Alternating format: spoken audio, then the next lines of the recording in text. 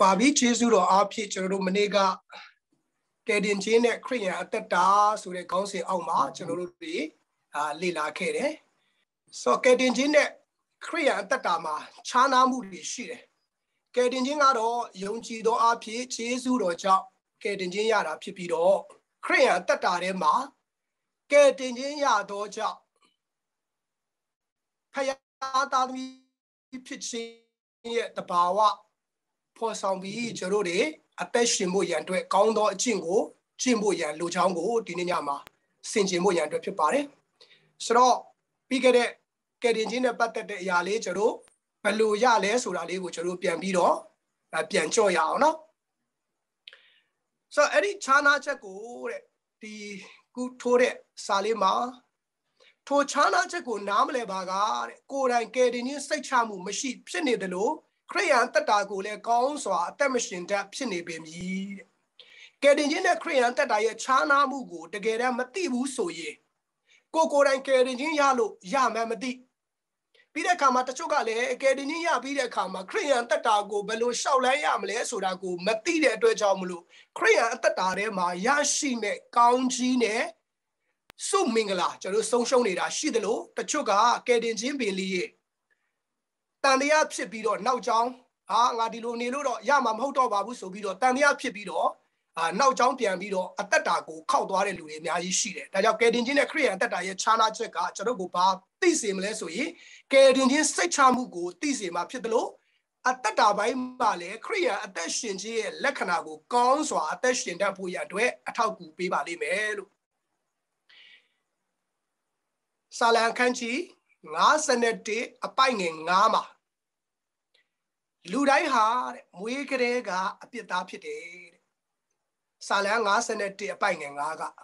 ကြောင့်လောကမှာရှိသောလူတိုင်းဟာဘယ်လူမျိုးဘယ်ဘာသာကပဲမွေးလာအပြစ်သားဖြစ်တယ်။ဘာကြောင့်လဲဆိုလို့ရှိရင်အမိဝမ်းထဲမှာပရိသေယူတဲ့ကအပြစ်ဆွဲသောကြောင့်ကျွန်တော်တို့ဘယ်ဘာသာအားဖြစ်ပဲမွေးလာဘာသာတရားရဲ့ရှေ့မှာကျွန်တော်တို့ဟာအပြစ်သားအရင်ဖြစ်နေသောကြောင့်အဲ့ဒီအပြစ်သားအားလုံးဟာအပြစ်အခသေခြင်းကိုပေးဆက်ရမှာဖြစ်တယ်။ဒါကြောင့်အပြစ်သားသည်လောကထဲမှာမွေးလာပြီးတော့သူသည်နေစဉ်နဲ့မြဒုစရိုက်ဆိုတဲ့အပြစ်တွေကိုလုပ်တယ်ဆိုတာကိုတမန်ကျမ်းစာကဖော်ပြထားတယ်။ယောမခန်းကြီး3:23ထဲမှာလူအပေါင်းတို့ဟာဒုစရိုက်ကိုပြုပြီးဖျားရှင်းမှာအတရေပြတ်တယ်။ဒါကြောင့်နေ့တိုင်းအထက်ထဲမှာရှိတဲ့ဒုစရိုက်ကနိုးစော်တယ်။အရင်တုန်းကကျွန်တော်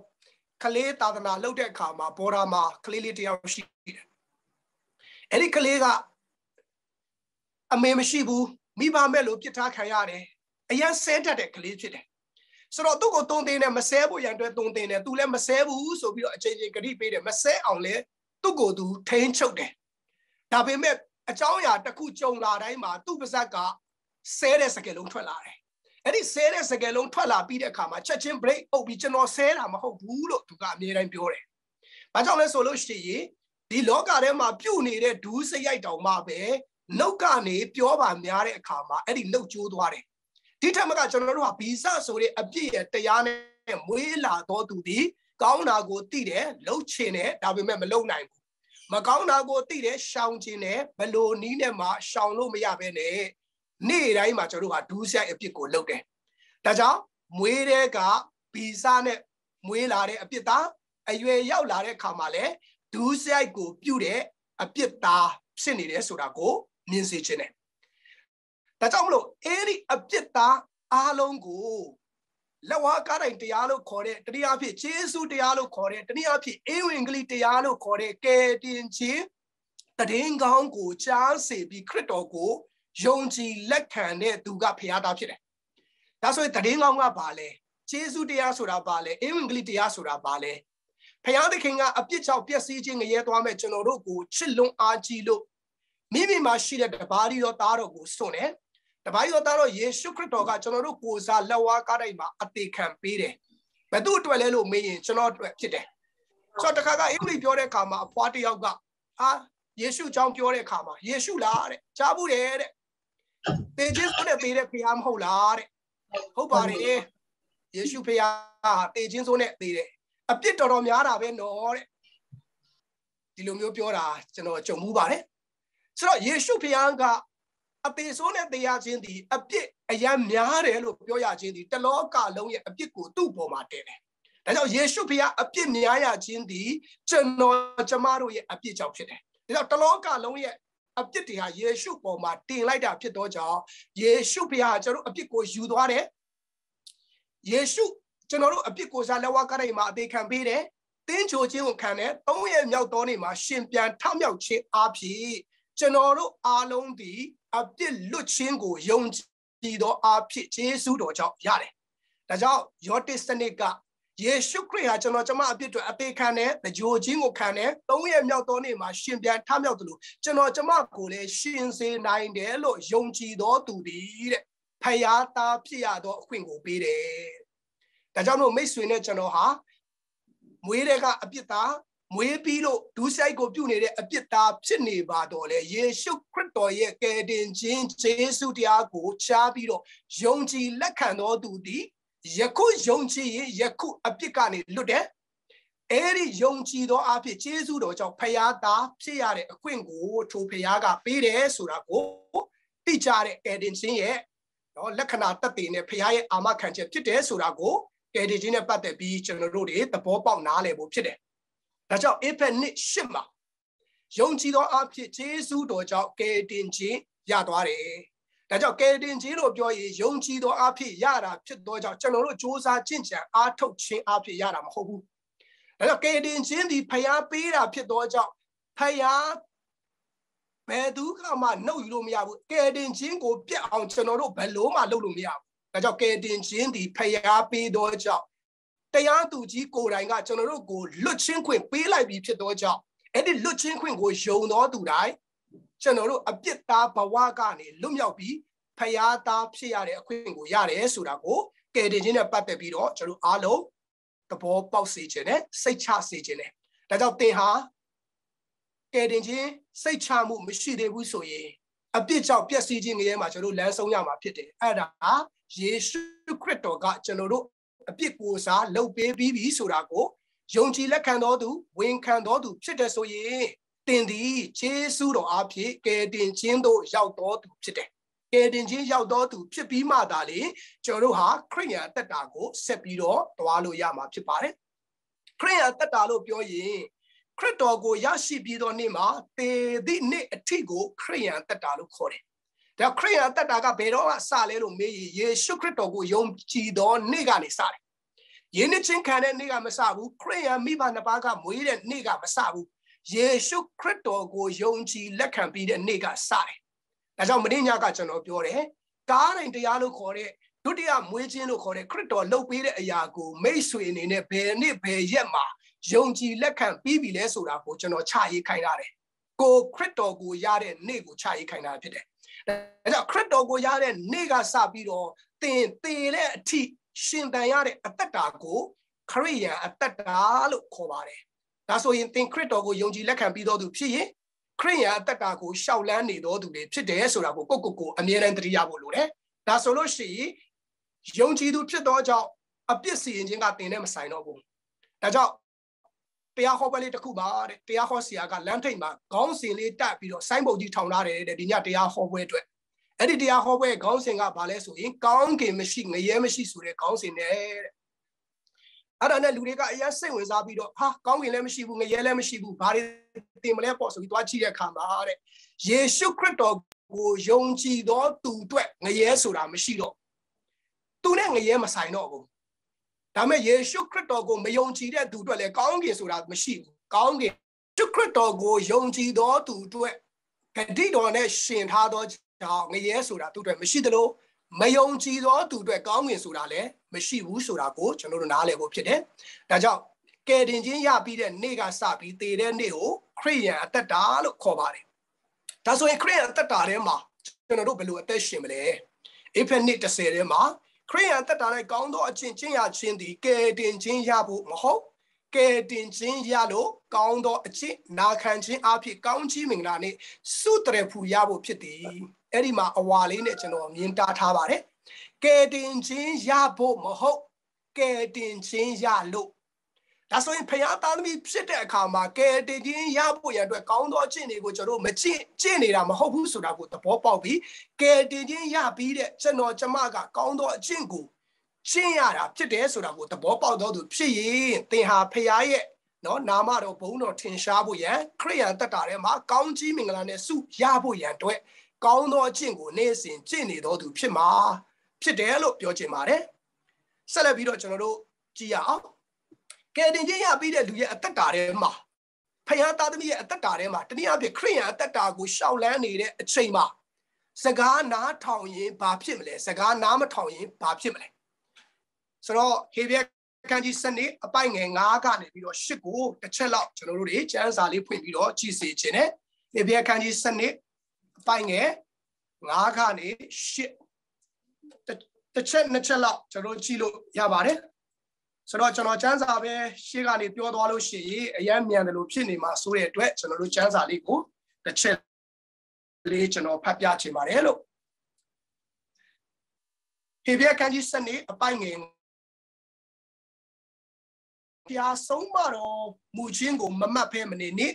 သင်အပြစ်ကိုစစ်ဆေးတော်မူသောအခါစိတ်မပြတ်နှင့်ထာဝရဘုရားသည်ချစ်တော်မူသောသူကိုဆုံးမတော်မူတတ်၏လက်ခံသမျှသောသားတို့ကိုဒဏ်ခတ်တော်မူတတ်၏ဟုသူငယ်တို့ကိုဆိုတကဲ့သို့သင်တို့ကိုပြောဆိုသောဩဝါဒစကားကိုမေ့လျော့ကြသလောသင်တို့သည်ဆုံးမတော်မူခြင်းကိုခံလင်သားတို့ကိုပြုတကဲ့သို့ဖျားသခင်သည်သင်တို့ကိုပြုတော်မူ၏အကြောင်းမူကားအဖမဆုံးမသောသားတစုံတစ်ယောက်ရှိသလောဒါဆိုလို့ရှိရင်ဖျားသားသမီးဖြစ်တယ်ဆိုရင်စကားနားမထောင်ရင်တေးကြတဲ့နှုတ်ကပတ်တော်အတိုင်းဟေဘရဲစနစ်အရာဆုံးမခြင်းကိုခံဖို့ရှိပါတယ်ဒါကြောင့်ဒီသင်ခန်းစာထဲမှာခြားနာချက်ထဲမှာကျွန်တော်ကဘာတွေကိုကျွန်တော်တို့အတူတကွလေ့လာမလဲဆိုရင်ကယ်တင်ခြင်းစိတ်ချမှုထဲမှာနော်ကယ်တင်ခြင်းဟာဆုံးရှုံးနိုင်သလားဖျားသားသမီးဖျားစကားနားမထောင်ရင်ဘာတွေဆုံးမခြင်းခံရနိုင်တယ်လဲဆိုတဲ့အရာတွေကိုကျွန်တော်တို့တွေအတူတကွလေ့လာဖို့ဖြစ်တယ်ဒါကြောင့်ဟေဘရဲစနစ်ရဲ့ဆိုလိုရင်းအရာဖျားသားဖြစ်ထားပြီဆိုရင်ခရိယန်တက်တာကိုရှောက်လန်းနေတဲ့အသက်တာထဲမှာသင်ဟာဖျားစကားနားမထောင်ဘူးဆိုရင်အဖေရဲ့ဆုံးမခြင်းတစ်ခုမဟုတ်တစ်ခုခံစားဖို့ရှိတယ်ခံကိုလည်းခံစားရမှာဖြစ်တယ်မခံရဘူးဆိုရင်တော့နော်ဒါစဉ်းစားစရာဖြစ်တယ်ဖျားသားဟုတ်ရဲ့လားနော်ဒူးဆိုင်ထဲမှာပျော်ပါပြီးလှုပ်ချင်တာလှုပ်နေတာအစင်ပြေနေတယ်ဆိုရင်တော့ဒါဟာဖျားသားသမီးရဲ့လက္ခဏာမဟုတ်ဘူးဒါလည်းကျွန်တော်တို့တွေသတိရဖို့ဖြစ်ပါတယ်ဒါကြောင့်ဖျားသားသမီးဖြစ်ရင်ဖျားသခင်ရဲ့ဆုံးမခြင်းခံရတယ်ဆုံးမတဲ့အခါမှာငယ်ရွယ်သောအချိန်မှာတော့ဆုံးမတာတစ်မျိုးရှိတယ်အရွယ်လိုက်ကျွန်တော်တို့ဖျားရဲ့ဆုံးမခြင်းဟာတစ်မျိုးပြီးတစ်မျိုးရှိတယ်ဆိုတာကိုလည်းကျွန်တော်သဘောပေါက်နားလည်ဖို့လိုပါတယ်ဆက်လက်ပြီးတော့အဲ့ဒီဆုံးမခြင်းဟာကျွန်တော်ဆက်ကြည့်တဲ့အခါမှာနော်ငရဲနဲ့လုံးဝမဆိုင်ဘူးဆိုတော့တချို့တွေကပြောတယ်ဖခင်ရဲ့ဆုံးမခြင်းဆုံးမခြင်းတချို့ကတော့အပြစ်လုပ်ရင်မလုပ်မလဲဖခင်သခင်ဆုံးမမယ်ဒါဆိုလို့ရှိရင်ငရဲပြန်သွားရမယ်တချို့လူတွေဒီလိုပဲပြောပါတယ်ဖခင်သားမိဖြစ်ပြီလားယေရှုကိုယုံကြည်ပြီးပြီလားဟုတ်ကဲ့ယုံပြီးပြီဒါဆိုရင်မင်းအပြစ်လုပ်ရင်ဘယ်သွားမလဲမေးရင်လေတော်တော်များများကငရဲသွားရမှာပေါ့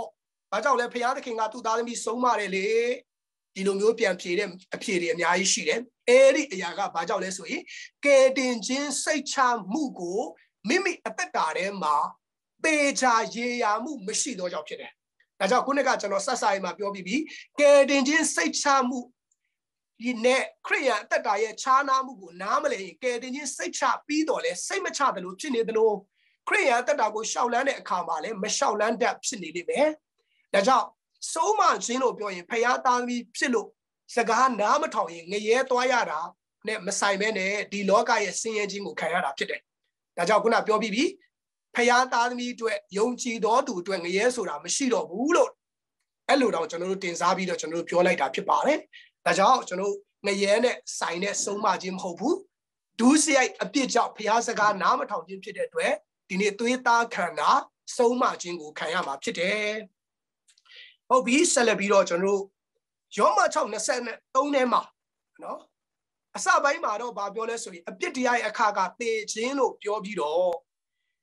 ဖခင်သခင်ပေးတော်မူသောဆုကျေးဇူးတော်ကငါတို့သခင်ယေရှုခရစ်အားဖြင့်ထာဝရအသက်ပေးသည်လို့ပြောတယ်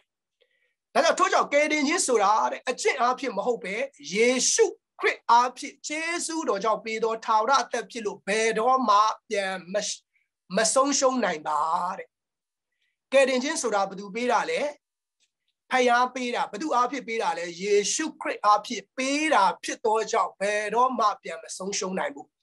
တရားသူကြီးတယောက်ကစီရင်ချက်ချပြီးတဲ့အမှုကိုလွတ်ပြီးပြီလို့ပြောတဲ့အရာကိုဘယ်သူမှဆွဲချက်ပြန်တင်လို့မရဘူး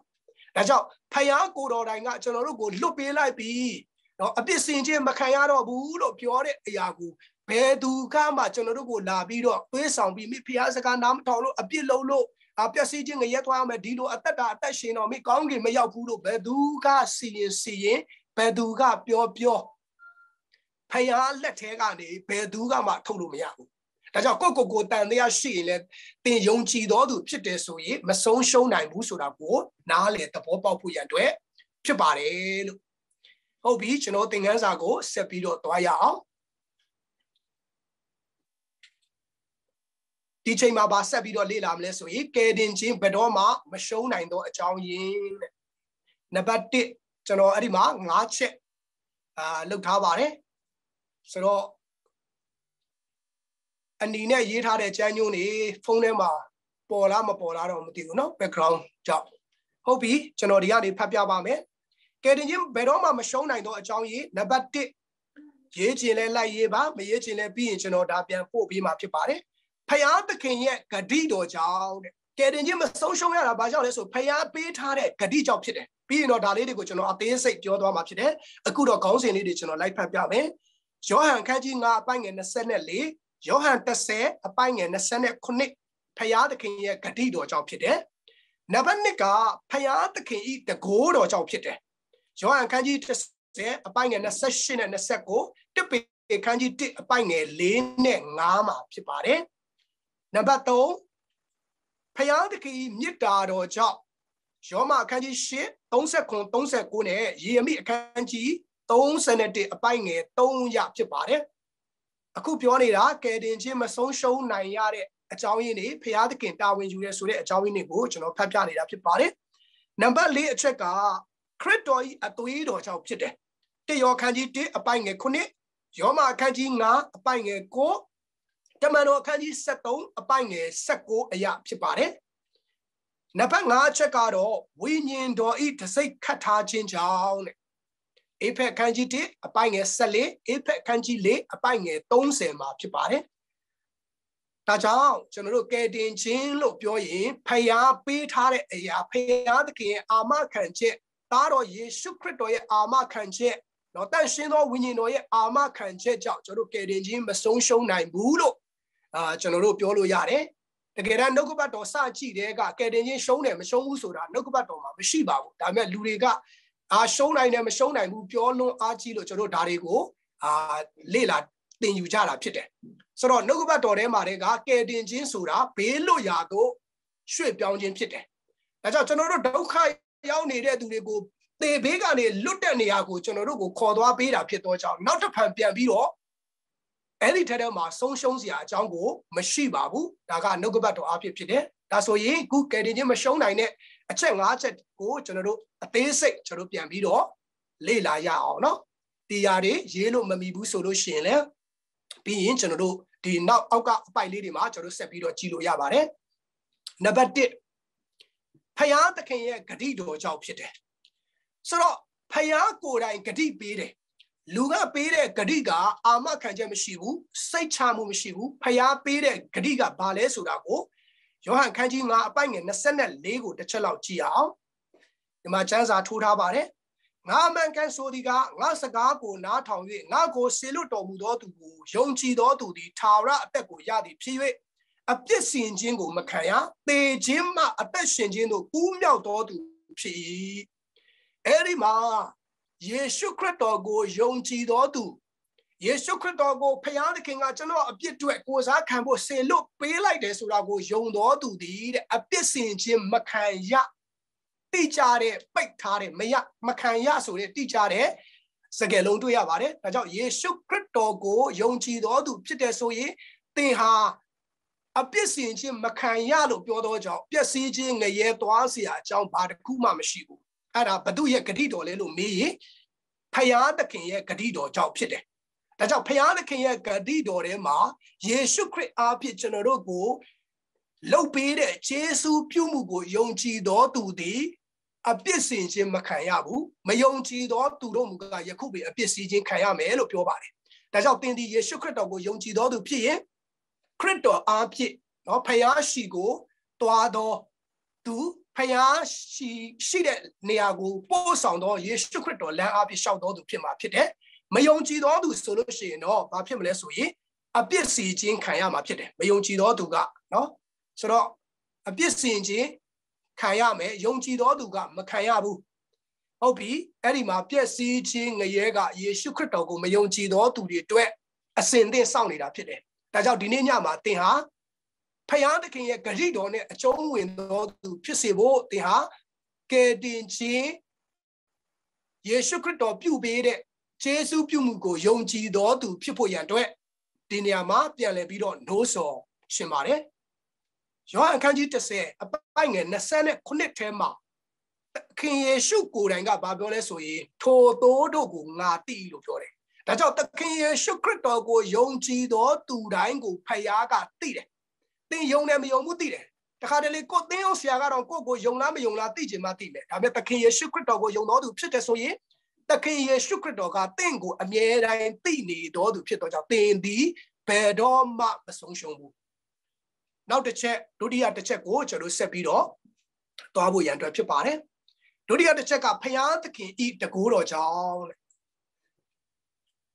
ယောဟန်ခန်းကြီး30အပိုင်ငယ်28 29နဲ့တစ်ပေခန်းကြီး1အပိုင်ငယ်4နဲ့5မှာဖြစ်တယ်ဖယားသခင်ရဲ့တကူတော်ကြောင့်ဖယားသခင်ကတကူကြီးတဲ့ဖယားဖြစ်တော်ကြောင့်ဖယားလက်ထဲကနေဘယ်သူလုပ်ယူနိုင်ပါလဲဒါကိုစိတ်ချစေခြင်းနဲ့နော်ဆိုတော့ယောဟန်ခန်းကြီး30အပိုင်ငယ်28နဲ့29ရဲ့ကောက်နှုတ်ချက်လေးကိုကျွန်တော်ကြည့်အောင်အဘယ်သူမြတ်ထိုတိုးတို့ကိုငါလက်မမနှုတ်မယူရအဘယ်သူမြတ်ထိုတိုးတို့ကိုငါခမည်းတော်ဤလက်မမနှုတ်မယူနိုင်ရအဲ့ဒီမှာလက်နှစ်ခုရှိတယ်နံပါတ်1လက်ကဘယ်သူလက်လဲလို့မေးရင်ခရစ်တော်ရဲ့လက်ဖြစ်တယ်ခရစ်တော်ရဲ့စီကနေဘယ်သူမှဆွဲယူလို့မရဘူးဘာကြောင့်လဲဆိုရင်တကိုးကြီးတော်ဖယားတကိုးကြီးတော်ယေရှုခရစ်တော်ရဲ့လက်ထဲကနေတင့်ကိုဘယ်သူမှဆွဲမယူနိုင်ဘူးဒါကြောင့်မလို့ခရစ်တော်ရဲ့ခိုင်မြဲတဲ့လက်ထဲမှာခရစ်တော်ကိုရတော်သူဖြစ်ရင်ခရစ်တော်ရှိကနေဆွဲယူပြီးတော့တင့်ကိုဘယ်မကောင်းတဲ့အရာတွေကမှတင့်ကိုပျက်စီးခြင်းတွေချလို့မရဘူးဒါနံပါတ်1လက်ကခရစ်တော်ရဲ့လက်ထဲမှာသင်ရှိနေတယ်ဒုတိယလက်ကဘာလို့လက်လဲလို့မေးရင်ငါခမည်းတော်ဤလက်မှာမနှုတ်မယူနိုင်ရခမည်းတော်ဖခင်ရဲ့လက်ထဲမှာတင်ရှိနေတော်သူဖြစ်သောကြောင့်ခမည်းတော်ဖခင်ရဲ့လက်ထဲကလည်းတင့်ကိုလုပ်လို့မရဘူးဒါကြောင့်ဖခင်သည်တကယ်ကောင်းကင်နဲ့မြေကြီးကိုပိုင်တာအုပ်စိုးယုံနေမကသေးဘုံတကိုအာနုဘော်မှာစံပယ်သောဖခင်ဖြစ်သောကြောင့်ခတ်သိမ်းသောအရာတို့ရဲ့အထက်မှာရှိသောဖခင်ဖြစ်သောကြောင့်ဘယ်သူကမှဖခင်လက်ထဲကတင့်ကိုမနှုတ်ယူနိုင်ဘူးအဖေလက်ထဲကရှိတဲ့ပစ္စည်းဥစ္စာကိုသားသမီးအငယ်လေးတွေကဘယ်တော့မှနှုတ်ယူလို့မရဘူး။ဘာကြောင့်လဲအဖေမှာရှိတဲ့အားကိုသူတို့တွေမနိုင်ဘူး။ဒါကြောင့်ဒီနေ့ဖယားမှာရှိသောခွန်အားအစွမ်းဖယားမှာရှိသောတကိုးတော်နဲ့တင့်ကိုကိုင်ဆွဲထားတဲ့တင့်ကိုလက်တော်ထဲမှာထည့်ထားတာဖြစ်သောကြောင့်ဘယ်သူကမှတင့်ဖယားသားဖြစ်ခြင်းအရာကိုနှုတ်ယူလို့မရဘူးဆိုတာကိုစိတ်ချစေခြင်းတယ်။ဟုတ်ပြီ။ဆိုတော့ဖယားသခင်ရဲ့တကိုးတော်ကကျွန်တော်တို့ကိုစောင့်ရှောက်နေသောကြောင့်ဘယ်သူကမှကျွန်တော်တို့ကိုကယ်တင်ခြင်းမရဘူးဘယ်သူကမှဆွဲချလို့မရဘူးတင်းရုပ်ဆရာကလည်းတင်းကိုဆွဲချလို့မရဘူးဖခင်ရဲ့တကူတော်ပေါ်မှာချီးမွမ်းမှုဖြစ်တယ်အာမင်ဖခင်သခင်အရန်ကောင်းမြတ်တယ်ဆိုတော့နောက်တတိယတစ်ချက်ကဘာလဲဆိုလို့ရှိရင်ဖခင်သခင်ဤမေတ္တာတော်ကြောင့်တဲ့ယောမအခန်းကြီး8အပိုင်ငယ်39 39ယေမိအခန်းကြီး31အပိုင်ငယ်3မှာဖြစ်တယ်ဖယားသခင်မြတ်တာတော်ကြောင့်ဒါကြောင့်ရှင်ပေါလုကအဲ့ဒါကိုအယံသဘောကျတာယောမအခန်းကြီး8အပိုင်ငယ်39နဲ့39မှာရှင်ပေါလုအားရပါရအဲ့ဒီမှာပြောထားတဲ့အရာเนาะကျွန်တော်ဒါရေးထားတာတော့အတူလေးပဲရေးထားတယ်ကျွန်တော်တို့အသေးစိတ်ကျွန်တော်ဖတ်ပြပါမယ်လို့เนาะယောမအခန်းကြီး8အပိုင်ငယ်39ကနေပြီးတော့ကျွန်တော်ဖတ်ချင်ပါတယ် Makwa se di da maka ngaro go chuto mu do tu I Jesu do jao ngaro di to mu kating do go kansin do me tu the pit ao min jai a jao mu ga te chin pisse a ta shin chin pisse kaung in taman pisse a to amia pisse ana de go pisse nyamao ya pisse naung la la da no ya pisse a mien pisse a nai pisse I yama sa a be na mai da ta a ya mya di ngaro takin Yesu Apsi Kaya do Payandaki Nita on Nadogo Makwasi Nahu Nadi the Bochali she Edima Shimbolu Yan the Bochabi Ayapaya Piotaria. Beijing Ale Payana Tegan in Nolomiabu. Shinjing Ale Nolomiabu, County the Mangale, I make it in him a baby so be Paylilo Miabu. Peter Kama, a tour near. The get by a tour time I see it, the go sing ale, Janoro go get in Jimia on Switch Happy Lumiabu.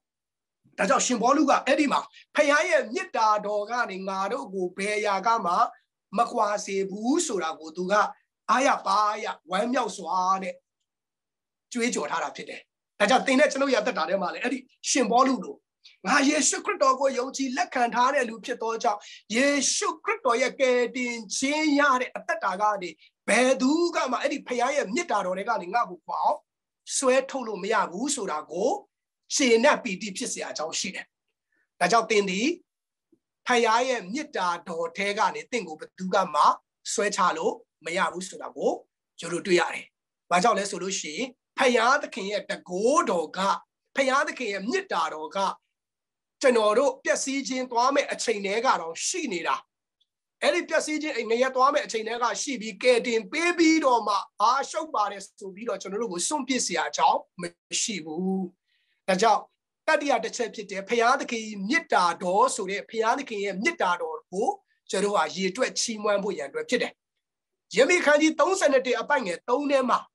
အဲ့ဒီမှာဗာမြတ်တာလဲလို့မေးရင်အကယ်စင်စစ်ထာဝရမြတ်တာဖြစ်တဲ့ကိုငါချစ်၏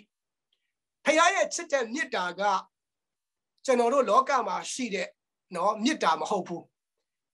ယူတဲ့အချိန်တုန်းကတော့ချစ်ပါတယ်ကြိုက်ပါတယ်နဲ့ယူထားပြီးတော့ကြာလာတဲ့အခါမှာညူစုမုံပွားတဲ့မြတ်တာမဟုတ်ဘူးဖခင်ရဲ့မြတ်တာကကျွန်တော်တို့အပေါ်မှာဗာမြတ်တာလဲထာဝရမြတ်တာဒါကြောင့်ဖခင်သခင်ဟာကျွန်တော်တို့ကိုထာဝရမြတ်တာနဲ့ချစ်နေသောကြောင့်အဲဒီမြတ်တာနဲ့ဘယ်အရာကမှကျွန်တော်တို့ကိုမကွာစေနိုင်ဘူးဒါကြောင့်တင်ဒီဖခင်ရဲ့ထာဝရမြတ်တာနဲ့ချစ်ချင်းကိုခံရတော်သူဖြစ်သောကြောင့်တင့်ကိုတင်ချီးမွမ်းဖို့ရန်အတွက်ဖြစ်တယ်ကျွန်တော်တို့ကိုထာဝရမြတ်တာနဲ့ချစ်တော်မူသောဖခင်တာ၍ဘုန်းကြီးပါစေနံပါတ်4အချက်ကျွန်တော်တို့တွေတွားရအောင်နံပါတ်4ကဘာလဲဆိုလို့ရှိရင်ခရစ်တော်ဤအသွေးတော်ကြောင့်တဲ့ဆိုတော့ခရစ်တော်ရဲ့အသွေးတော်ကဘာလုပ်ပေးလဲတစ်ရောတစ်ခွန်မှာငါတို့အပြစ်ရှိသမျှကိုစေကြောတယ်တဲ့ဖခင်သခင်သားတော်ယေရှုခရစ်အသွေးတော်ဒီငါတို့အပြစ်ရှိသမျှကိုစေကြောတော်မူ၏စေကြောပလိုက်ပြီတဲ့ကျွန်တော်အပြစ်ရှိသမျှကိုဘာကစေးလဲဆိုရင်ခရစ်တော်ရဲ့အသွေးတော်ကစေးလိုက်ပြီဒါကြောင့်ခရစ်တော်ရဲ့အသွေးတော်ရဲ့အာမခံချက်ထဲမှာသင်သည်ရှိနေသောကြောင့်သင်ရဲ့အပြစ်ကြောင့်ငရဲသွားမယ်ဆိုတဲ့အရာတွေအားလုံးဘာမှမရှိတော့ဘူးသင်ဟာဘယ်လိုလူဖြစ်သွားပြီလဲဆိုလို့ရှိရင်ဖြောင်းမတ်ရာတို့ရောက်တော်သူဖြစ်သွားပြီအာမင်ဒါကြောင့်ခရစ်တော်ရဲ့အသွေးတော်နဲ့ဆေးလိုက်တော်သင်သည်ဖြောင်းမတ်ရာတို့ရောက်တော်သူဖြစ်တယ်အရင်တော့ကသင်ရဲ့အသက်တာထဲမှာဘယ်လိုပဲရှိပါစေဒါကတော့ဒီပုံကတော့အခွန်ခံမတ်သေးရဲ့ပုံဖြစ်တယ်မတ်သေးဟာသခင်ယေရှုနဲ့မတွေ့ခင်မှာအခွန်ခံတယောက်နော်ကောင်းတဲ့လူတွေစင်းထဲမှာမပါပါဘူးဒီနေ့သင်လဲခရစ်တော်ကိုမရခင်တော့ကသင်ရဲ့အသက်တာကကောင်းတဲ့လူစင်းထဲမှာမပါတယ်လို့ကျွန်ုပ်လည်းမပါဘူးဒါကြောင့်ရှင်ပေါလုကသူ့ကိုယ်သူဘာပြောလဲဆိုရင်ငါဟာတဲ့အားလုံးထက်အပြစ်ကြီးသောသူဖြစ်တယ်ဆိုတော့ကိုဟာအပြစ်ကြီးသောသူဖြစ်တဲ့ကျွန်တော်တို့ကိုအဲဒီအသွေးတော်ကဆေးကြောလိုက်တဲ့အခါမှာအပြစ်ကြီးသောသူကနေအခုဘာဖြစ်ပြီလဲဆိုရင်အပြစ်ကင်းစင်သောသူဖြောင်းမတ်သောသူကျွန်တော်တို့ကဖြစ်သွားတယ်ဒါကြောင့်ခရစ်တော်ရဲ့အသွေးတော်ကြောင့်ကျွန်တော်ဟာအပြစ်ဆေးကြောခြင်းခံရတယ်လို့ခရစ်တော်ရဲ့အသွေးတော်ကြောင့်ဖြောင်းမတ်သောသူဖြစ်နေသောကြောင့်ကျွန်တော်တို့ရဲ့ကယ်တင်ခြင်းသည်ဘယ်အချိန်ပဲပြောဆုံးရှုံးတယ်ဆိုတဲ့စကားလုံးကိုတည်းကကျွန်တော်တို့သုံးစရာကိုမရှိပါဘူးဒါပေမဲ့ဒီစကားမသုံးပေမဲ့เนาะကျွန်တော်တို့မေးစရာမေးခွန်းတွေများလာတော့ကြောင့်ကျွန်တော်ဒီအကြောင်းအရာကိုရှင်းပြနေတာဖြစ်တယ်နောက်တစ်ချက်ကဘာလဲဆိုရင် မောရှေဤတရားအတိုင်းမလွတ်နိုင်သောအပြစ်ရှိသမျှတို့နှင့်လွတ်ရကြသည်တဲ့တမန်တော်73အပိုင်ငယ်39ဒါလေးလည်းကျွန်တော်ဖတ်ပြခြင်းနဲ့တမန်တော်7339ကျွန်တော်တို့တွေအစဉ်ပြေလို့ရှင်တော့ကျမ်းစာအုပ်လေးတွေဖွင့်ပြီးတော့ဖတ်လို့ရတဲ့ကျမ်းစာလေးတွေဖတ်ပြီးတော့တခါတည်းပဲမှတ်ထားစေခြင်းနဲ့တမန်တော်အခန်းကြီး73အပိုင်ငယ်39ထဲမှာဗာပေါ်ပြထားလဲဆိုရင်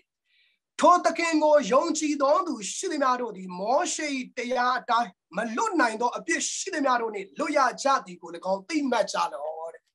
မောရှေရဲ့တရားကကျွန်တော်တို့ကိုပညာချက်တွေပေးပြီးတော့ကျွန်တော်တို့ကိုကျင့်စေတယ်အဲ့ဒီမောရှေရဲ့တရားကိုမကျင့်နိုင်ရင်အကုန်လုံးပျက်စီးခြင်းသွားရမှာဖြစ်တယ်ယာကုပ်နဲ့10ထဲမှာပညာတော်အားလုံးကိုလိုက်လျှောက်တဲ့အချိန်မှာတစ်ခုချိုးဖောက်လေအားလုံးချိုးဖောက်တာနဲ့အတူတူပဲဒါဆိုရင်မောရှေရဲ့ပညာတော်10ပါးဘယ်သူကျင့်နိုင်လဲမေးရင်တယောက်မှမကျင့်နိုင်ဘူးဘယ်ခရစ်ယာန်ဘာသာဝင်ဘယ်သူတော်စင်သူတော်မြတ်ကမှမကျင့်နိုင်ဘူးဒါပေမဲ့အဲ့ဒီမောရှေရဲ့ပညာတရားတွေကိုဘယ်အရာကဆေးပေးလိုက်လဲဆိုရင်အသွေးတော်တကိုးကဆေးပေးလိုက်တဲ့အခါမှာမလွတ်နိုင်သောမောရှေရဲ့ပညာတရားတွေကနေပြီးတော့ကျွန်တော်တို့ကဘာဖြစ်သွားလဲဆိုရင်လွတ်သွားတယ်ဒါကြောင့်ထိုသခင်ကိုယုံကြည်သောသူရှိသမျှတို့သည်မောရှေတရားအတိုင်းမလွတ်နိုင်သောအပြစ်ရှိသမျှတို့နှင့်လွတ်ရကြသည်ကို၎င်းသိမှတ်ကြလောမှတ်ထားပါမြဲမြဲမှတ်ထားပါတဲ့အစကမလွတ်နိုင်တဲ့ပညာတရားမကျင့်နိုင်တဲ့ပညာတရားကျွန်တော်တို့ကိုပညာတရားအဖြစ်ကျွန်တော်တို့ကိုအပြစ်ဖြစ်စေသောတရားတွေကနေအခုဘာဖြစ်ပြီလဲဆိုလို့ရှိရင်လွတ်ချင်းအခွင့်ကိုရပြီအဲ့ဒီຢာကဘာလဲဆိုရင်ယေရှုခရစ်တော်ရဲ့အသွေးတော်ကြောင့်ဖြစ်တယ်ဒါကြောင့်အသွေးတော်အဖြစ်ကျွန်တော်တို့ဟာဖယားရှိမှာဖြောက်မှတ်တော်သူဖြစ်တယ်လို့အဲ့ဒီအသွေးတော်အဖြစ်အပြစ်လွတ်ချင်းခွင့်ရထားပြီဖြစ်သောကြောင့်ဘယ်တော့မှညဉ့်ညမ်းတော်သူမဟုတ်ဘူးလို့ဘုရားသခင်ကသတ်မှတ်ထားတယ်ဒါကြောင့်ဘုရားသခင်ကကျွန်တော်တို့ကိုပြည့်စည်ခြင်းငရဲမှာပြန်ပြီးတော့သွားခိုင်းเสียအကြောင်းကိုမရှိတော့ဘူးဆိုတာကိုစိတ်ချစေခြင်းပါတယ်နောက်တစ်ချက်အခန်းနံပါတ်5ဝိညာဉ်တော်ဤတစိတ်ခတ်ထားခြင်းကြောင့်တဲ့အေဖက်အခန်းကြီး1အပိုင်ငယ်14ဆိုတော့ဝိညာဉ်တော်ကကျွန်တော်တို့ကိုဘာလုပ်ထားလဲဆိုရင်တစိတ်ရိုက်ထားတယ်တစိတ်ခတ်ထားသောကြောင့်ကျွန်တော်တို့ဟာဆုံးရှုံးเสียအကြောင်းကိုမရှိဘူးဆိုတော့ဘုရားသခင်ကယုံကြည်သောသူတိုင်းကိုဝိညာဉ်တော်အားဖြင့်တစိတ်ရိုက်ထားတယ်ဝိညာဉ်တော်ကိုကျွန်တော်တို့ကိုဘာဖြစ်တာလဲဆိုရင်ပေးထားတယ်နှုတ်ကပတ်တော်မှာကြည့်ရင်တော့အေဖက်အခန်းကြီး1အပိုင်ငယ်14ထဲမှာဝိညာဉ်တော်သည်တဲ့ငါတို့အမွေစရံဖြစ်တယ်ဆိုတော့ကျွန်တော်တို့ထဲထဲမှာယေရှုကိုယုံကြည်သောသူတွေတခါတည်းဝိညာဉ်တော်ကျင်းဝစ်လိုက်တယ်ဆိုတော့အဲ့ဒီယေရှုကိုရတဲ့အချိန်ကစပြီးဝိညာဉ်တော်ဟာကျွန်တော်တို့အထဲထဲမှာကျင်းဝစ်နေသည်ဖြစ်သောကြောင့်အဲ့ဒါကျွန်တော်တို့ရဲ့စရံဖြစ်တဲ့အတွက်အဲ့ဒီစရံကိုဘယ်တော့မှပြန်မရုပ်ဘူးနော်ဒါကြောင့်ဘုရားသခင်ကကျွန်တော်တို့ကိုစရံပေးပြီးတော့တိတိကျကျတော့ဝယ်မယ်တိတိကျကျအပိုင်ရပြီဆိုတဲ့ပေချာမှုကိုလှုပ်ထားပေးတာဖြစ်တယ်အဲ့ဒီအပေါ်မှာလည်းစိတ်ချစေခြင်းပဲဘယ်တော့မှဘုရားကကျွန်တော်တို့ကိုမစွန့်ပစ်ဘူးဆိုတဲ့မြစ်တာတော်ကိုမြင်စေခြင်းတယ်ဘယ်အထိလဲဆိုလို့ရှိရင်အဖက်အခန်းကြီး3အပိုင်ငယ်30ရရွေးနှုတ်ခြင်းနေ့ရက်တိုင်အောင်တစိတ်ခတ်တော်မူသောတိုက်ရှင်သောဝိညာဉ်တော်ကိုစိတ်မနာစေကြနဲ့လို့အဲ့ဒီမှာပြောထားတယ်ဒါကြောင့်ဘယ်နေ့အထိလဲဆိုရွေးနှုတ်ခြင်းနေ့ရက်အထိတနည်းအားဖြင့်နောက်ဆုံးသောနေ့အထိအဲ့ဒီဝိညာဉ်တော်ကကျွန်တော်တို့ကိုတစိတ်ရိုက်ထားပြီးပြီကျွန်တော်တို့ကိုရွေးနှုတ်ခြင်းအမှုကိုပြုထားပြီးပြီဆိုတာကိုစိတ်ချဖို့ရအတွက်ပြောချင်ပါတယ်ဒါကြောင့်မလို့ဒီကနေ့ကဲတင်ခြင်းမရှုံးရခြင်းဆိုတဲ့အောက်မှာလေ့လာစကန်ကြည့်ကြစကန်ဆိုလို့ရှိရင်နှုတ်ကပတ်တော်အဖြစ်ကြည့်မယ်ဆိုရင်ဒီအချက်5ချက်ကကျွန်တော်တို့ကိုပေချာမှုပေးနေတယ်ဆိုတာကိုသဘောပေါက်နားလည်စေချင်ပါတယ်ဟုတ်ပြီကျွန်တော်သင်ခန်းစာဆက်ပြီးတော့တွားရအောင်နော်ဒါဆိုလို့ရှိရင်ကဲတင်ခြင်းရပြီးတဲ့သူရဲ့အသက်တာထဲမှာနားမထောင်တဲ့သူတွေရှိပါတယ်ဒါဆိုလို့ရှိရင်ကဲတင်ခြင်းမရဘူးလားနော်တချို့ကခရစ်တော်ကိုရပြီးတော့နားမထောင်တဲ့သူတွေအဲ့ဒီလူတွေတနည်းအားဖြင့်ပြောမယ်ဆိုရင်နောင်လာမဲ့သင်ခန်းစာတွေမှာခရစ်တော်ကိုရတယ်ပြောပြီးတော့မွေးလာပြီးတော့နော်ကြီးထွားမှုမရှိဘူးအသက်တာမကောင်းဘူးဆိုလို့ရှိရင်တော့သက်ဆိုးမရှိဘူးဆိုတာကိုကျွန်တော်တွေ့လာရမှာဖြစ်တယ်ဒါကြောင့်ခရစ်တော်ကိုရပြီးတော့ခရစ်ယာန်အသက်တာထဲမှာအသက်ရှင်နေတဲ့အချိန်မှာ နားမထောင်တော်သူဖြစ်ရင်ဆုံးမခြင်းရှိတယ်အခုကျွန်တော်ရှင်းနေတာကခရိယန်အသက်တာထဲမှာသွားနေတဲ့အရာကိုကျွန်တော်ရှင်းနေတာဖြစ်ပါတယ်ဒါကြောင့်ခရိယန်အသက်တာထဲမှာသွားနေတဲ့အခါမှာစကားနားမထောင်တော်သူဖြစ်တယ်ဆိုရင်အဲ့ဒီမှာဆုံးမခြင်း၅မျိုးရှိတယ်ဒါကိုတော့ကျွန်တော်ပုံနဲ့အသေးစိတ်ကျွန်တော်မပြောတော့ဘူးဒီစာကြောင်းလေးတွေပဲရေးထားမယ်ပြီးတဲ့အခါမှာကျွန်တော်ကျမ်းချက်လေးတွေเนาะကျွန်တော်ရွေးပြီးတော့ကျွန်တော်ဖတ်ပြမှာဖြစ်ပါတယ်လို့တရားဟောရာ28မှာပညာတော်ကိုနားထောင်တဲ့သူအတွက်เนาะကောင်းကြီးမင်္ဂလာတွေများစွာကိုရေးထားတယ်လို့အဲ့ဒီမှာနားမထောင်တော့သူအတွက်လည်းဘာတွေရေးထားလဲဆိုလို့ရှိရင်ချင်းချင်းအမင်္ဂလာတွေအများကြီးရေးထားတယ်ဒါကြောင့်မလို့အဲ့ဒီပညာတော်ကိုသင်တဲ့ကျွန်ုပ်ဟာနားထောင်ဖို့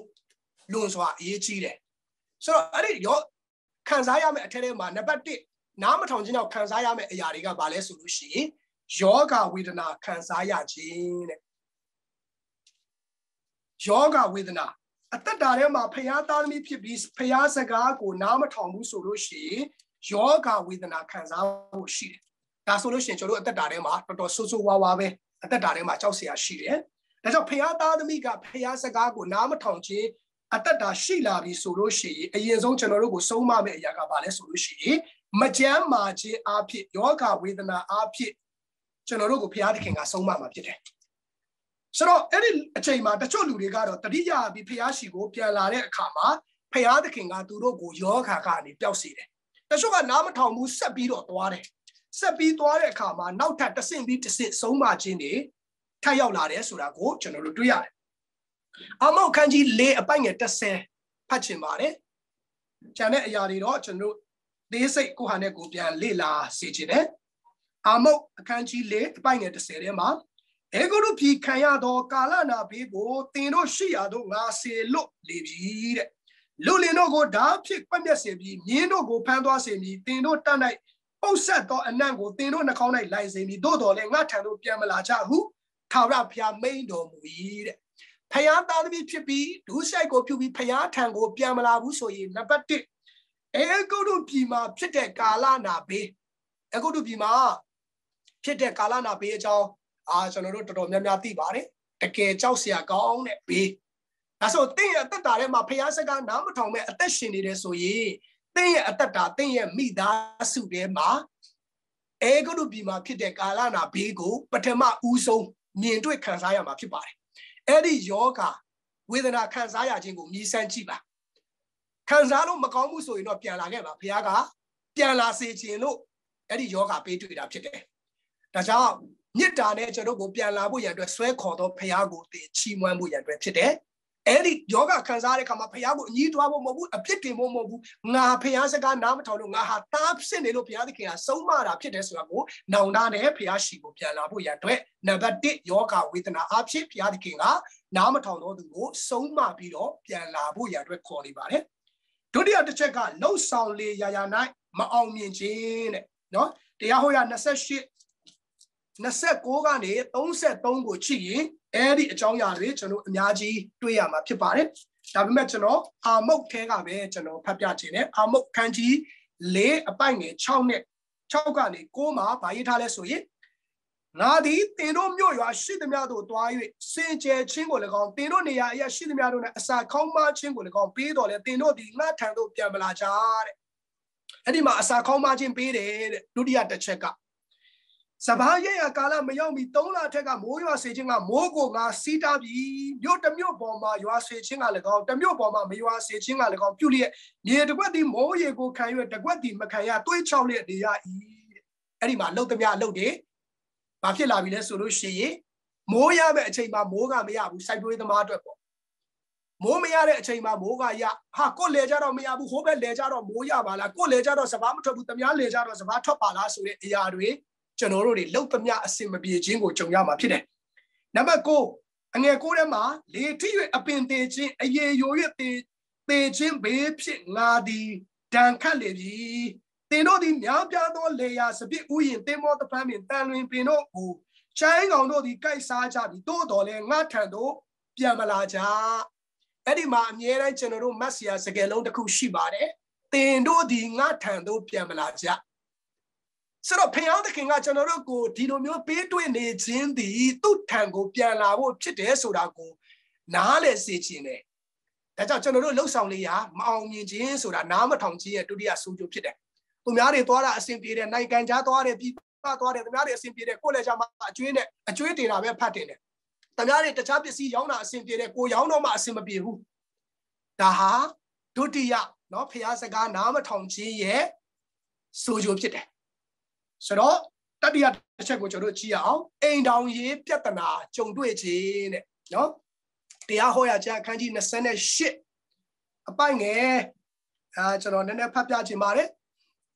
တရားဟောရာအခန်းကြီး28ပိုင်ငယ်18ကျမ်းစာလေးတွေဖွင့်ပြီးတော့နော်မတ်ဆရာရှိတာလေးတွေကျွန်တော်မှတ်ထားစေခြင်းနဲ့ပြီးရင်လည်းအေးစစ်စစ်လေးနော်ဒီသင်္ကန်းပြီးတာနဲ့ပဲပြီးသွားတာမဟုတ်ဘဲနဲ့အေးစစ်စစ်လေးကျွန်တော်တို့အချိန်ယူပြီးတော့ဒါလေးတွေပြန်လေ့လာစေခြင်းပါတယ်လို့နော်တရားဟောကျမ်းအခန်းကြီး28အပိုင်ငယ်18တာသမီအားဖြင့်၎င်းမြေအသီးနှံအားဖြင့်၎င်းတိုးနွားစီးပွားအားဖြင့်၎င်းအမင်္ဂလာရှိလိမ့်မည်အဲ့ဒီမှာဘာအားဖြင့်လဲဆိုရင်အိမ်တော်မှာတာသမီအားဖြင့်တာသမီဟာယတနာမဟုတ်ဘူးဘာဖြစ်လာလဲရတာနာတယ်မင်းကိုမွေးလိုက်တာငါမားတယ်တကယ်တော့မားနေတာကဘာလို့လဲကိုမားနေတာဖြစ်တယ်နော်မိသားစုထဲမှာတာသမီတွေမလိမ္မာဘူးဆုံးမလို့မရဘူးအဓိကပြဿနာကဘာလဲဆိုရင်ကိုယ်တိုင်ကဖျားထံပြန်မလာလို့ဖျားရှေ့မှာနောင်တမရလို့တာသမီအားဖြင့်ဖျားသခင်ကဆုံးမတယ်နားမထောင်တဲ့တာသမီတွေကိုဖြစ်စေတယ်မိဘကိုအရွက်တိုက်မဲ့တာသမီမိဘကိုပြဿနာရှာမဲ့တာသမီတွေပေါ်ပေါက်စေတယ်အပိုင်ငယ်30ထဲမှာဘာရေးထားလဲဆိုလို့ရှိရင်မိမနဲ့လက်ထပ်ပြီးတော့လေအခြားသူကပေါင်းဖော်သွားလိမ့်မည်အဲ့ဒီမှာမိမတော့ရတယ်အချို့ကျွန်တော်ကြားဘူးပါတယ်သားကနော်မိမခိုးလာတယ်တဲ့အိမ်လဲရောက်ကိုအဖေကပြန်ခိုးသွားတယ်တဲ့ဒါတွေလဲကျွန်တော်ကြားဘူးတဲ့ဆိုတော့မိမနဲ့လက်ထပ်ဖို့ရန်အတွက်နော်ပြင်ဆင်ပါတယ်တဲ့ဒါပေမဲ့ကိုကလက်ထပ်မလို့ပြင်တော့ရှိသေးတယ်လက်ထပ်ပြီးအောင်ပဲရှိသေးတယ်အဲ့ဒီအမျိုးသမီးနဲ့မပေါင်းရခင်ပါပြီအဲ့ဒီအမျိုးသမီးတမယားမသွားတယ်ဒီနေ့ခေတ်မှာတိတ်မတယ်နော်ဒါကြောင့်တတိထားပါတင့်ရဲ့အိမ်အောင်ရေးနော်တင်ချစ်လာပါတော့ဇနီးနော်တမယားမသွားခြင်းကိုမခံရဖို့တင်ဟာဖျားစကားကိုနားထောင်ဖို့လိုပါတယ်ဒီနေရာမှာအချို့သောသူတွေကတော့နော်အိမ်ကအမျိုးသမီးမပေါင်းချင်လို့နားမထောင်ဘဲနဲ့မသွားရင်မသွားပါစေဆိုပြီးတော့အရွက်တော့မတိုက်ကြနဲ့ပေါ့နော်ဒါလေးလည်းတတိပေးခြင်းတယ်ဒါကြောင့်တင်ဟာဖျားစကားနားမထောင်ရင်တတိယအချက်ကဘာလဲဆိုရင်တဲ့အိမ်တော်မှာတာယာခြင်းမရှိတော့ဘူးတာသမီအားဖြင့်လည်းမတာယာဘူးဇနီးမယားအားဖြင့်လည်းကျွန်တော်တို့တာယာတော့မှာမဟုတ်ဘူးဆိုတာကိုတွေ့ရတယ်အပိုင်ငယ်41ထဲမှာကျွန်တော်ဘာဆက်ဖော်ပြထားလဲဆိုရင်တာသမီကိုဖွားမြင်တော့လဲသူတို့နဲ့မပျော်မွေ့ရရန်သူတို့တိမ်းသွားကြလိမ့်မည်ဘယ်လောက်ဝမ်းနည်းစရာကောင်းလဲ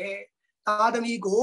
ဖွားမြင်ပါတယ်ခမည်းတိမ်းသွားတယ်အခုခဏခဏတာသမီတွေအဖမ်းခံနေရတယ်နော်ဒါကြောင့်တတိထားပါလို့ဒီနေရာမှာထပ်လောင်းပြီးတတိပေးခြင်းတယ်ဟုတ်ပြီကျွန်တော်အချိန်လည်းနည်းနည်းနဲလာပြီနံပါတ်4ကရုတ်တရက်ပျက်စီးခြင်းဘေးတွေ့မယ်တဲ့ရုတ်တရက်ပျက်စီးခြင်းဘေးတုတ်တန်အခန်းကြီး29အပိုင်ငယ်1ထဲမှာအဲ့ဒီမှာရုတ်တရက်မမျော်လင့်မဲနဲ့ရုတ်တရက်ပြဿနာကြုံလာတာနော်ဆိုတော့တုတ်တန်အခန်းကြီး29အပိုင်ငယ်1ကိုကျွန်တော်တစ်ချက်ဖတ်ပြပါမယ်အထက်ဆုံးမခြင်းကိုခံတော်လဲမိမိလေပင်ကိုခိုင်မာစေတော်သူဒီကိုးကွယ်ရမရရုတ်တရက်ပျက်စီးလိမ့်မည်တဲ့အဲ့ဒီမှာမမျော်လင့်တဲ့ accident ပေါ့နော်ကိုကအကောင်းသားကြီးဆိုင်ကယ်လေးလမ်းမှာတွန်းသွားပါတယ်နောက်ကကားကဝင်တိုက်တာဘာမှန်းတော့မသိလိုက်ဘူးရေချိုးတွေကြညစ်စိမ်မှာရေစင်းချိုးတယ်မမျော်လင့်ပဲဘယ်ကမိချောင်းမှန်းမသိဘူးပေါ်လာတယ်ခါတဲ့စားသွားတယ်အရုတ်တရက်နော်ဆိုတော့အဲ့ဒါတေတဲ့အထိတော့မဖြစ်နိုင်ဘူးအဲ့ဒါမတေသေးဘူးနံပါတ်4ပဲရှိသေးတယ်အမှတုံးလုံးပက်လက်ဖြစ်စေတဲ့အရာရုတ်တရက်အိတ်နေနဲ့လေဖြတ်နိုင်တယ်နော်ဒါကျွန်တော်ချင်းချောင်းနေတာမဟုတ်ပါဘူးနှုတ်ကပတ်တော်ထဲမှာပါတဲ့အတိုင်းပြောနေတာပါဒါကြောင့်ဖျားစကားနားမထောင်ရင်နံပါတ်4ရုတ်တရက်ပျက်စီးခြင်းပဲတိတ်ကြောက်ဖို့ကောင်းတယ်နော်အဝေးကြီးသွားဖို့မလိုဘူးအိမ်ထဲမှာလည်းအခုကာလပူတော်ကြောက်သေးတယ်နော်ဒုံလဲဆိုတလုံးလောက်ရောက်လာရင်အဲ့ဒါသွားပြီနော်ဒါကြောင့်တတိရပါမိမိကိုနောင်တရပါဒီချိန်မှာနံပါတ်5သေဘေးကြုံတွေ့ခြင်းဒါကတော့နောက်ဆုံးအဆင့်ဖြစ်တယ်နော်ဒါကြောင့်တစ်ကောခန်းကြီး9အပိုင်ငယ်1ကနေ9ထဲမှာလေဖျားစကားကိုနားမထောင်တဲ့အခါမှာတဲ့သူရဲ့ဝိညာဉ်ပျက်စီးခြင်းကနေလွတ်စေဖို့သူ့ရဲ့ကိုယ်ခန္ဓာကိုစာတန်နဲ့အပ်လိုက်တယ်အဲ့ဒီမှာခန္ဓာကိုယ်ပါဆုံးရှုံးပြီးတော့ ပေချင်းဘေးထိဘုရားသခင်ကဆုံးမနိုင်တယ်ဆိုတဲ့ဆုံးမခြင်း၅မျိုးကိုတတိထားဖို့ရန်အတွက်เนาะမိမိအသက်တာထဲမှာဘုရားသားဖြစ်ပြီးဘုရားစကားနားမထောင်ရင်နောင်တရဖို့ရန်အတွက်တတိပေးနိုးဆော်ခြင်းပါတယ်လို့ဆိုတော့ဒါလေးကြောကြည့်အောင်အပြစ်လုံးမိတဲ့အခါเนาะအပြစ်လုံးမိတဲ့အခါဘာဖြစ်မလဲတချို့ကပြောတယ်เนาะအပြစ်လုံးရင်တော့ဘုရားသားမဟုတ်တော့ဘူးပေါ့เนาะဆိုတော့အပြစ်လုံးမိတဲ့အခါကျွန်တော်တို့အဖေနဲ့သားတော်ဆက်မှုကဘယ်တော့မှမပြတ်နိုင်ဘူးဒါကိုတတိယစေခြင်းနဲ့ကျွန်တော်တို့ကဖယားသားဖယားဟာကျွန်တော်အဖေဖြစ်တယ်ဒါကြောင့်မိဘနဲ့သားသမီးတော်မှပဲသွေးနဲ့ရေးထားတော့ကြောင့်ဘယ်တော့မှတော်ဆက်မှုပြတ်နိုင်ဘူးဒါပေမဲ့ဘာပြတ်နိုင်လဲဖယားသခင်နဲ့ယုံကြည်သူတွေရဲ့အသက်တာထဲမှာအပြစ်လုံးမိတဲ့အခါမှာတော်ဆက်မှုမပြတ်နိုင်ပေမဲ့ဘာပြတ်နိုင်လဲဆိုလို့ရှိရင်မိတ္တဟာယပြတ်နိုင်တယ်အဲ့ဒါကဘာကြောင့်လဲမနာခံခြင်းအပြစ်ကြောင့်မိတ္တဟာယပြတ်နိုင်တယ်ဒါကြောင့်မိတ္တဟာယပြတ်ပြီဆိုလို့ရှိရင်ကျွန်တော်ဆုတောင်းတော်လဲဘုရားသခင်နားမထောင်တော့ဘူးကျွန်တော်တို့ကိုမျက်နှာလွှဲတယ်ဒါနောက်နေ့သင်ခန်းစာတွေမှာကျွန်တော်ဆက်သွားမှာဖြစ်ပါတယ်ဒါကြောင့်တော်ဆက်မှုလို့ခေါ်တဲ့ဘုရားသားဖြစ်ခြင်းအခွင့်ကမပြတ်နိုင်ပေမဲ့ဘုရားနဲ့မိတ္တဟာယပြတ်သောကြောင့်ကျွန်တော်တို့လောကထဲမှာနေတဲ့အခါမှာကောင်းကြီးခံစားဖို့ရန်အတွက်မရှိတော့ပါဘူးဒါဆိုရင်ကျွန်တော်တို့လုပ်ရမယ့်အရာကတစ်ခုတည်းပဲရှိတယ်အဲ့ဒီအရာကိုအခုညเนาะကျွန်တော်တို့အသက်တာကိုပြန်လဲဆန်းစစ်ပြီးဖယားရှေ့မှာဖယားမနစ်သက်တဲ့အရာဖယားစကားနားမထောင်တဲ့အရာဘာလောက်ထားမိလဲဆိုတာကိုဆင်ခြင်ပြီးတော့ကျွန်တော်တို့လုပ်ရမယ့်အရာကတစ်ရောတစ်ကိုဖြစ်တယ်အားလုံးလည်းအလွတ်ရမယ်လို့ထင်တယ်ကိုပြစ်တို့ကိုဖော်ပြတောင်းပန်လေငါတို့အပြစ်များကိုလွတ်၍ဒူးဆိုင်အပြစ်ရှိသမျှနဲ့ကင်းစင်းစေခြင်းကတဲ့ဒါကြောင့်ဖယားသခင်ရှေ့မှာကျွန်တော်ပြုခဲ့တဲ့အပြစ်တွေကိုဝင်ချတောင်းပန်မယ်ဆိုရင်ကျွန်တော်ဒူးစိတ်အပြစ်ရှိသမျှနဲ့တော့ကင်းစင်းစေတဲ့ဘုရားဖြစ်တယ်။ဒါကြောင့်ဒီနေ့ညသင်ခန်းစာကိုကျွန်တော်ပြန်လဲဆင်ခြင်စဉ်းစားရင်ကျွန်တော်အသက်တာထဲမှာကယ်တင်ခြင်းနဲ့ခရိယာအသက်တာခြားနာခြင်းထဲမှာကယ်တင်ခြင်းကတော့ယေရှုတော်ကြောင့်ကျွန်တော်တို့ဟာရပြီးပြီဖြစ်တယ်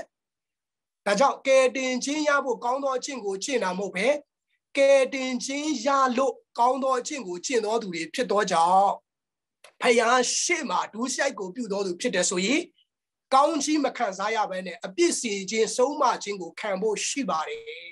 ။ဒါကြောင့်ကျွန်တော်လုတ်ခဲ့တဲ့အပြစ်လေးတွေကိုဒီချိန်မှာအောင်းမေ့တရိယာပြီးလက်တွေ့လှုပ်ဖို့ရန်အတွက်ပါလဲဆိုရင်တစ်ရောတစ်ကိုကိုဆင်ခြင်ပြီးကျွန်တော်တို့အပြစ်ရှိသမျှကိုဖျားရှိမှာ